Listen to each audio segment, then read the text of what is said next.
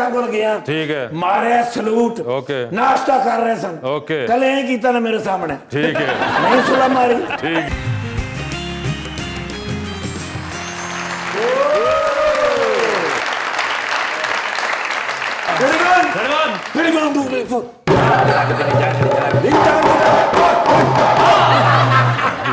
London तो आ रहे हैं। अच्छा। ना करें जी बड़े मियां साहब। अच्छा मेरी लव, मेरा प्यार, मेरे लीडर। हाँ जी गया उन्हें कोलो 1.5 दिन रहा उन्हें कोलो मियां साहब के पास जी। अच्छा हाँ लंच कीता, इकट्ठे डिनर कीता, बड़ियां गल्लां कीतियां। ठीक है। मैनू कहंदे ने सुना फिर अपने लीडर इमरान खान दा की हाल है। अच्छा मैं कहा सर बस की दसा की हाल है, बस परेशान रहंदे ने। कहंदे ने नवा पाकिस्तान बनाना आया सी, महंगा पाकिस्तान बना बैठा। देखो ना। अच्छा मैं कहा सर गल तुहाडी हमेशा वड्डी हुंदी क्योंकि तुसीं है ही वड्डे मियां साहब।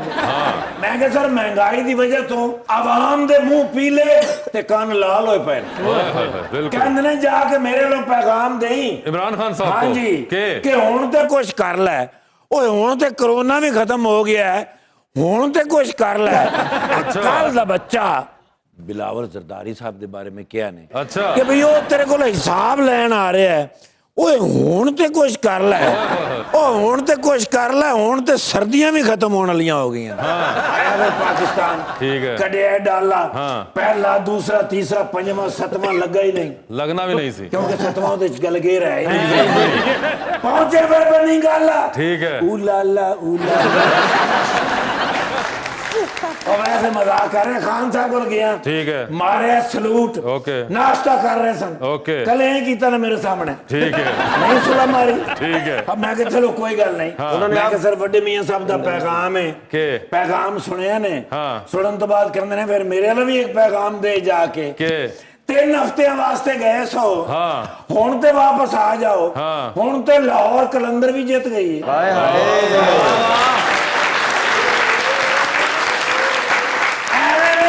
साहब दा फैन बिल्कुल भाई तुर्की जवाब देंदे ने। हुण दसो मैं वापस जाके उन्हें दसा नाम दसा कोई माड़ी गल तो नहीं हो जाएगी। आई डोंट नो मगर अभी मैं शो के दरमियान हूं, बड़ा जबरदस्त गेस्ट आए हुए हैं। ओ माशाल्लाह एकेडमी खोली, बच्चे पढ़ा रहे हो।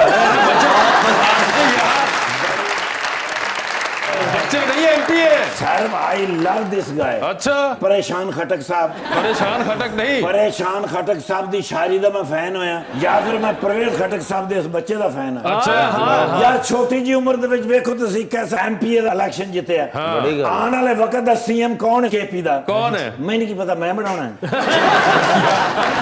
यार डेफिनेट जेदी हुकूमत बनेगी उन्होंने ही बनेगा, वही होंगे। लेकिन मैंने इस बच्चे ते उम्मीद। अच्छा सर आने वाले वक्त दा सीएम, उस तो बाद पीएम, उस तो बाद जेल माशाल्लाह। डराओ तो डराओ बच्चे वो पर सियासतदानां दी जिंदगी दे विच ये 3 चीज़ां ना होण ना वो सियासतदान नहीं होंदा। अच्छा लेकिन मेरा बच्चा बड़ा मजबूत और ज़हीन बच्चा है सर। तुसीं वेखना आने वाले वक्त केपी दे विच जिन्नियां तब्दीलियां होणगियां ਉਹਦੇ ਬਾਰੇ ਮੇਰੇ ਕੋਲ ਨਾ ਕਦੀ ਪੁੱਛਣਾ कि अपना सना बुच्चा साहबा, सना बुच्चा भी नहीं है, नहीं सना बुच्चा साहबा तो बाद अगर मैं किसी का फैन होया तो वो मैं सना फखर जी का। अच्छा जी क्योंकि ये दिल आपका हुआ ऐसी फिल्म दिखती है पूरी इंडस्ट्री नु कि नवे सन में बनने शुरू हो गए, उसके बाद सारे ढहने शुरू हो गए। लेकिन वो नवीं स्क्रीनां बन रही ने माशाल्लाह। सर एक फ्रेश तस्वीर दे दियो क्योंकि ਤੁਹਾਡੀ ਤਸਵੀਰ ਜਿਹੜੀ ਹੈ ਨਾ ਜੀ ਅਗਲੇ ਇਲੈਕਸ਼ਨ ਦੇ ਵਿੱਚ ਫਿਰ ਪੋਸਟਰਾਂ ਤੇ ਲੱਗਣੀ ਹੈ, ਨੈਬ ਵਾਲਿਆਂ ਨੇ ਮੰਗਣੀ ਹੈ। ਨੈਬ ਵਾਲੇ ਬਸ ਤੁਹਾਨੂੰ ਮੈਂ ਮੈਡਮ ਕਹਿਣਾ ਹੀ ਹੈ ਵਨ ਸੈਲਫੀ ਪਲੀਜ਼, ਮੈਂ ਆਪਣੀ ਫੇਸਬੁੱਕ ਤੇ ਲਾਵਾਂਗਾ। ਫੇਸਬੁੱਕ